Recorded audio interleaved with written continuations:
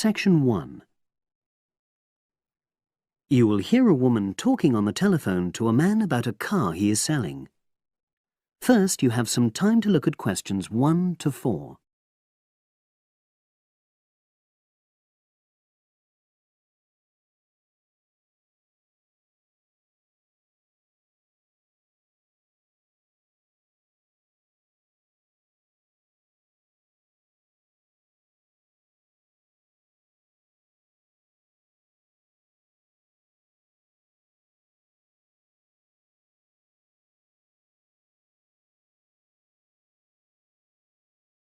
You will see that there is an example which has been done for you. On this occasion only, the conversation relating to this will be played first.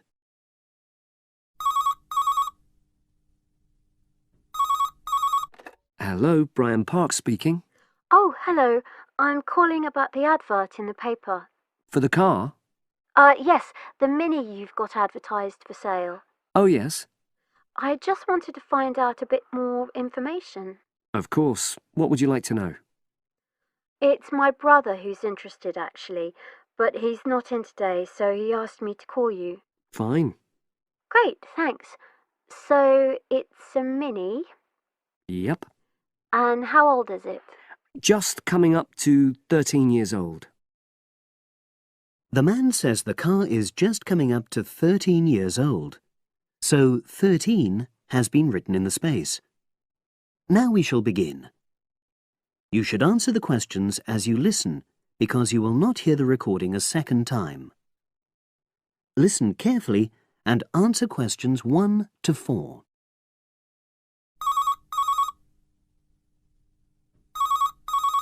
Hello, Brian Park speaking. Oh, hello. I'm calling about the advert in the paper. For the car? Yes, the Mini you've got advertised for sale. Oh, yes. I just wanted to find out a bit more information. Of course. What would you like to know? It's my brother who's interested, actually, but he's not in today, so he asked me to call you. Fine. Great, thanks. So, it's a Mini, Yep. and how old is it? Just coming up to 13 years old. And I seem to remember from the ad that it's grey. That's it. Doesn't show the dirt. Absolutely. Anyway, the colour shouldn't be a problem for Jeff. You know, the important thing is the quality. Yes, of course. And what about mileage? With it being pretty old, it's probably over 100,000? Actually, it's 40,000 less than that. 62,000 on the clock. Great! I remember now. I'm confusing it with another ad I was looking at. Right. Pleasant surprise then. Yeah. Have you been the only owner, or was there a previous one? I'm the second one. Before, it was owned by a teacher who was a very careful driver, didn't have any accidents. Very good. And what about you? What do you tend to use it for? I haven't used it all that much, mostly for shopping. You know the sort of thing. So not much wear and tear. I'll make a note of that. I know Jeff wanted me to check that. Right. Before you hear the rest of the conversation, you have some time to look at questions 5 to 10.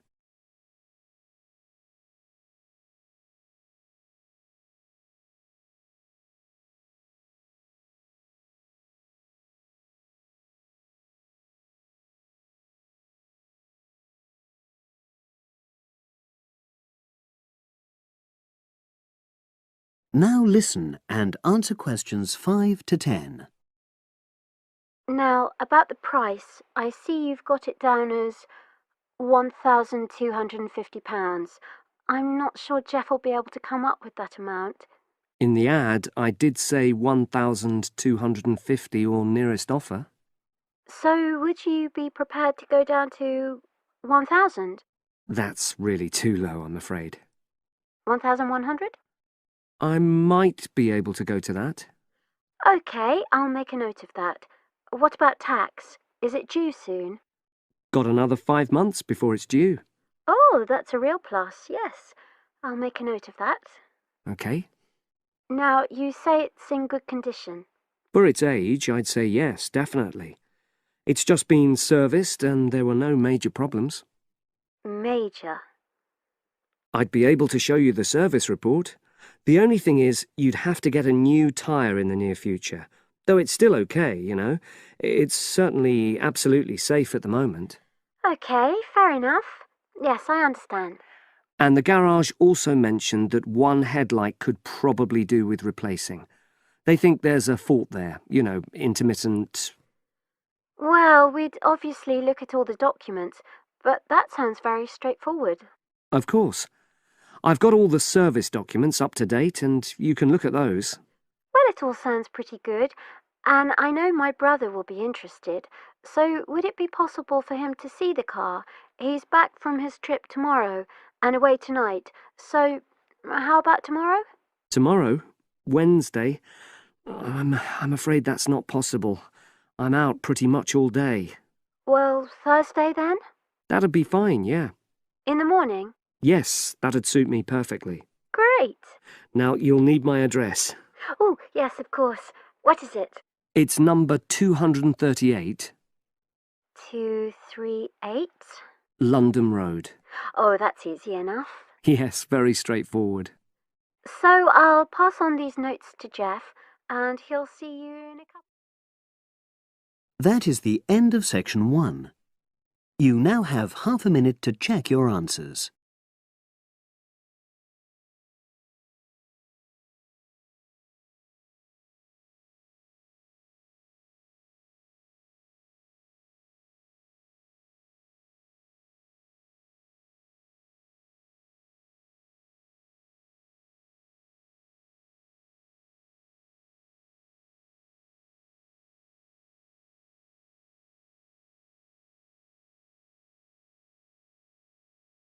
Now turn to section 2.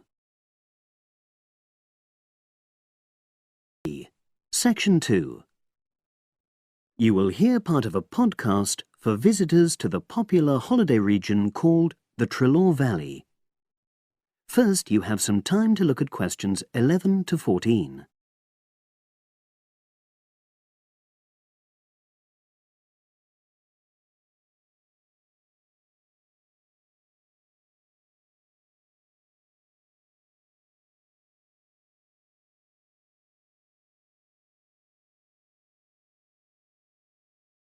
Now listen and answer questions 11 to 14. The valley and estuary of the River Treloar forms an unspoilt, beautiful landscape, rich in both wildlife and sites of historic interest. There are many ways to explore the area, and public transport links are good. It is possible to leave your car behind and travel by boat, train, or bus, with just short walks in between stops.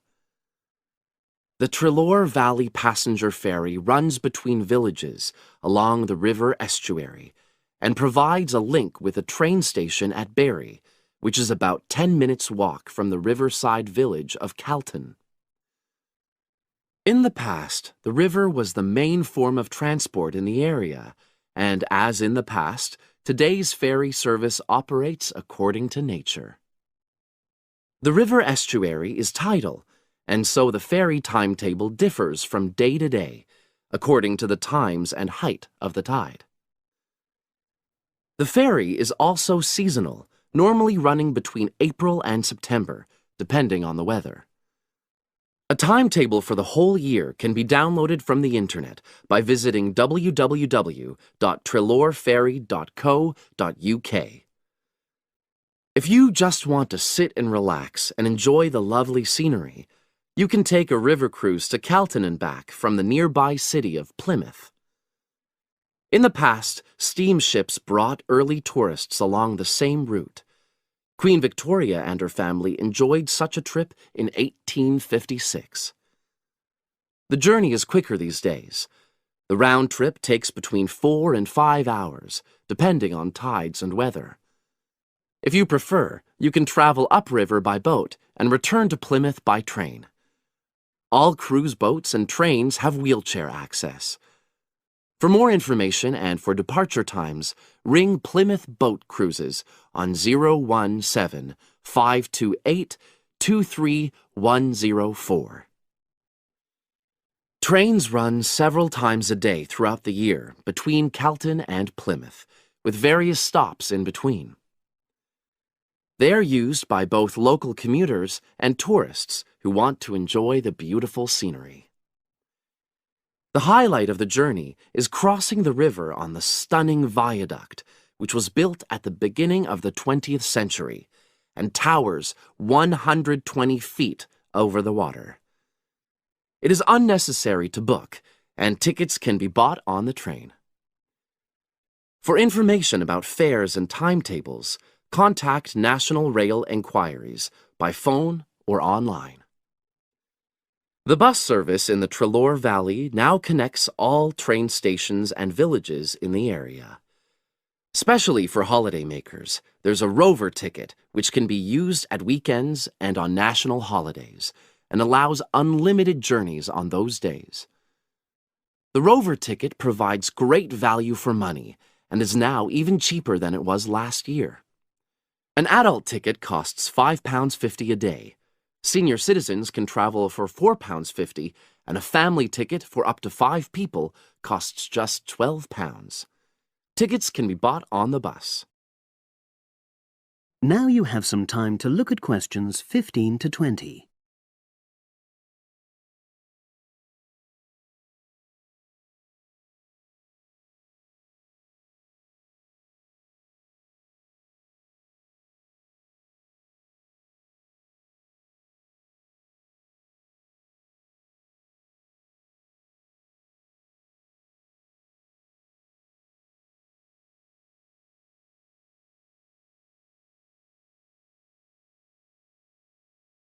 Now listen and answer questions 15 to 20.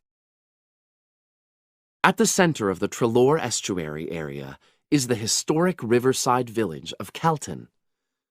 The main road comes into the village from the south, and for those of you who are arriving by bus, it turns left just before the bridge and stops in the lay-by on the left-hand side. From there, it's just a short walk to Calton's various attractions. If you're arriving by car, you have to leave it in the main car park. Go over the bridge and take the first turning on the right. Then go on until you come to the end of that road. It's the only place to park in Calton, but there's no charge. If you're interested in local history, there's a museum in Calton with farming, fishing, and household implements from the late 19th century. As you come in from the south, cross the river and go straight on the same road until you reach the end. Also, on the subject of history, you can go and see the old mill, which has recently been renovated and put back into use. Turn left before you come to the bridge, then go straight on and then take the first turning on the right. This leads straight there. If you're interested in arts and crafts, there's a potter's studio where you can watch the artist at work.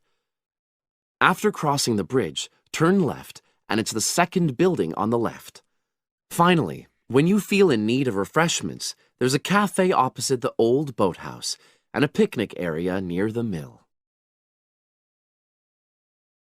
That is the end of section 2. You now have half a minute to check your answers.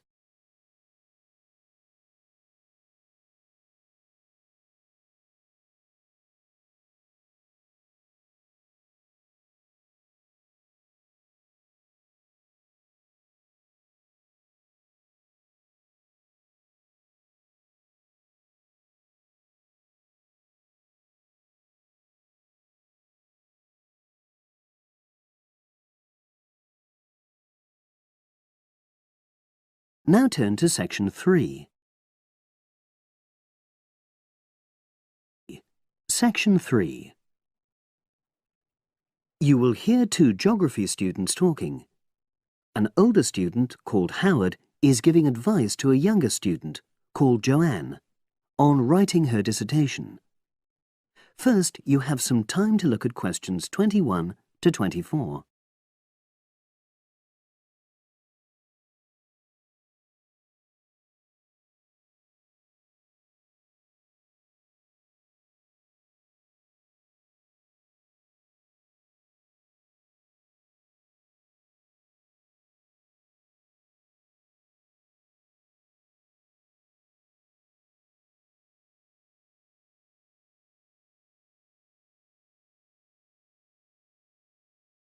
Now listen and answer questions 21 to 24. Hi, Howard. I haven't seen you for a while. Hi, Joanne. Yeah, they're keeping us really busy on the postgraduate programme. But how are you? You'll be starting your dissertation soon, won't you? Yeah, tutorials start next week. I've got Dr. Peterson. You'll remember it all from last year, of course. It's not something you forget easily. Oh. But seriously, although I didn't expect to enjoy writing my dissertation, and in fact I didn't really find it much fun, I wouldn't have missed the experience. I found it really improved my understanding of the whole degree programme, from the first year on. Right. So, what are you doing yours on? Glaciated landscapes. Although I haven't decided exactly what aspect yet. I did mine on climate systems, so I can't help you much, I'm afraid. But you'll be fine once you start your tutorials. Dr. Peterson will help you focus. I know, and he'll set me deadlines for the different stages, which is what I need. My concern is that I've got tons of material on the topic, and I won't be able to stick to the word limit, I remember I had different concerns when I was doing my dissertation. Last year. Yeah, before my first tutorial, I did a lot of fairly general reading because I hadn't fixed on my topic at that stage. I actually enjoyed that quite a lot and really improved my reading speed, so I was getting through a lot of material. I was frightened I wouldn't remember it all, though, so I got into the habit of making very detailed notes. So, did you find your tutor helpful in getting you started? Yeah, we certainly had some interesting discussions, but it's funny, I saw a brilliant programme about climate change, and it was that really fired me up. It was talking about some recent research which seemed to contradict some of the articles I'd been reading. Now you have some time to look at questions 25 to 30.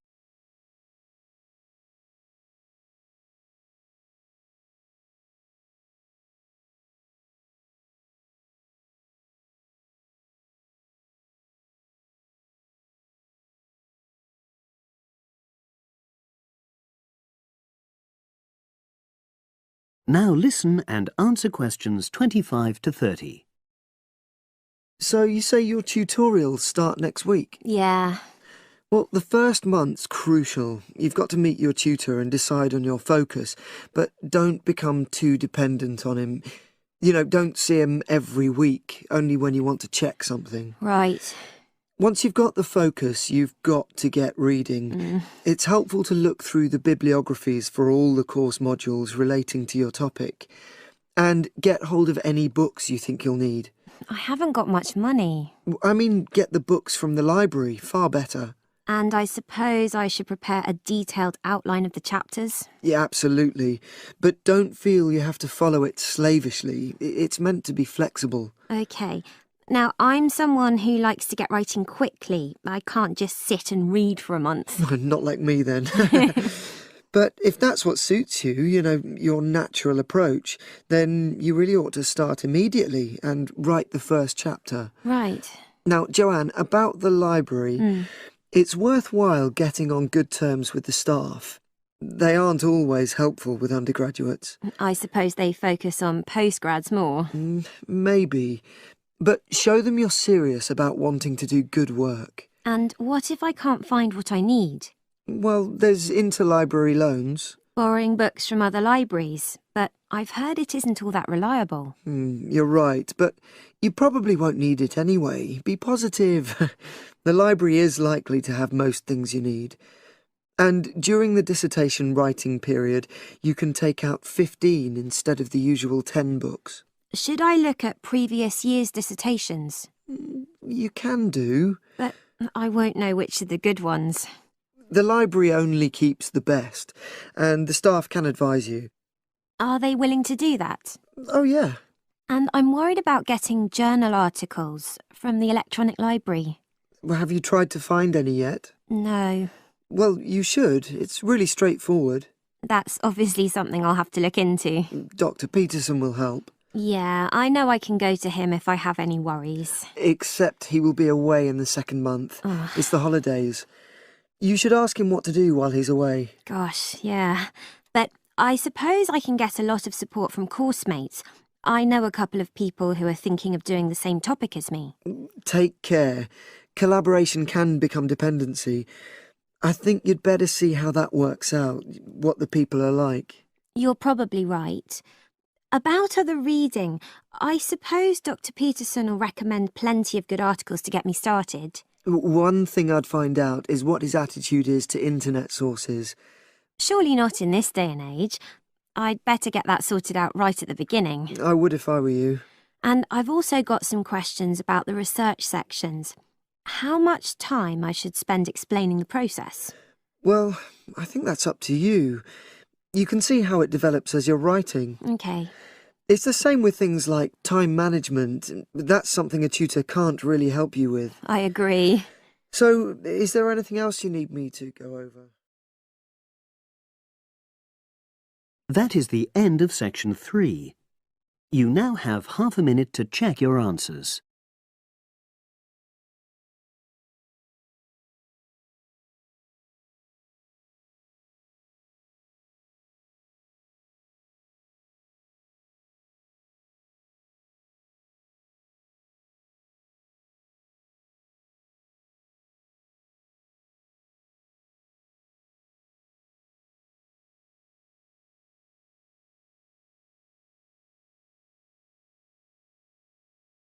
Now turn to section 4.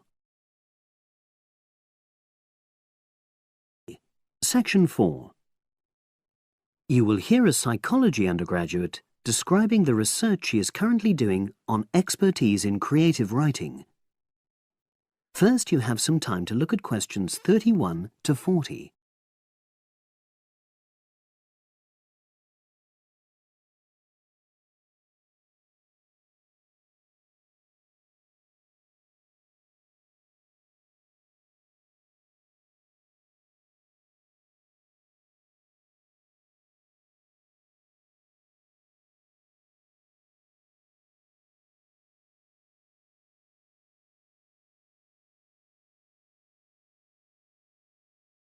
Now listen and answer questions 31 to 40.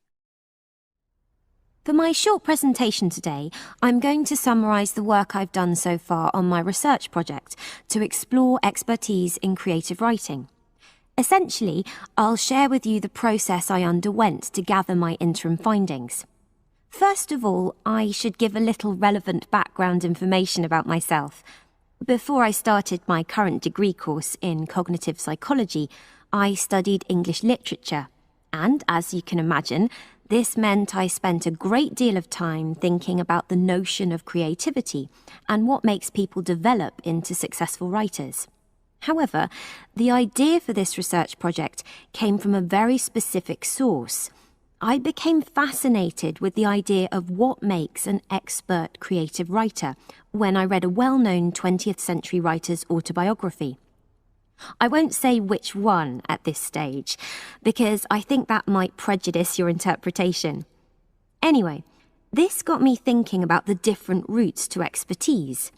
Specifically, I wondered why some people become experts at things, whilst others fail to do so, in spite of the fact that they may be equally gifted and work equally hard. I started to read about how other researchers had explored similar questions in other fields. I began to see a pattern that those studies which involved research in a lab were too controlled for my purposes, and I decided to avoid reading them. I was quite surprised to find that the clearest guidance for my topic came from investigations into what I call practical skills, such as hairdressing or waiting tables. Most of these studies tended to use a similar set of procedures, which I eventually adopted for my own project.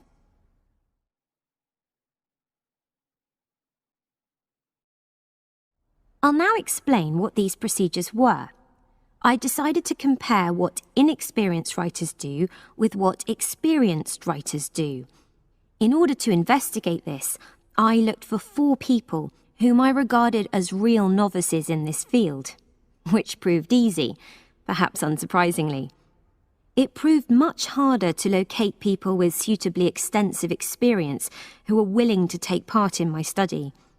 I asked the first four to do a set writing task and, as they wrote, to talk into a tape recorder, a technique known as think aloud. This was in order to get experimental data. Whilst they were doing this, a research assistant recorded them using video. I thought it might be helpful for me in my transcriptions later on. I then asked 4 experienced writers to do exactly the same task. After this, I made a comparison between the 2 sets of data, and this helped me to produce a framework for analysis. In particular, I identified 5 major stages which all creative writers seem to go through when generating this genre of text. I think it was fairly effective, but still needs some work, so I intend to tighten this up later for use with subsequent datasets. I then wanted to see whether experienced writers were actually producing the better pieces of writing. So I asked an editor, an expert in reviewing creative writing, to decide which were the best pieces of writing. This person put the 8 pieces of work in order of quality, in rank order, and using his evaluations, I was then able to work out which sequence of the 5 stages seemed to lead to the best quality writing. Now, my findings are by no means conclusive at this point. I still have a long way to go, but if any of you have any questions, I'd be happy to answer them and go. That is the end of section 4. You now have half a minute to check your answers.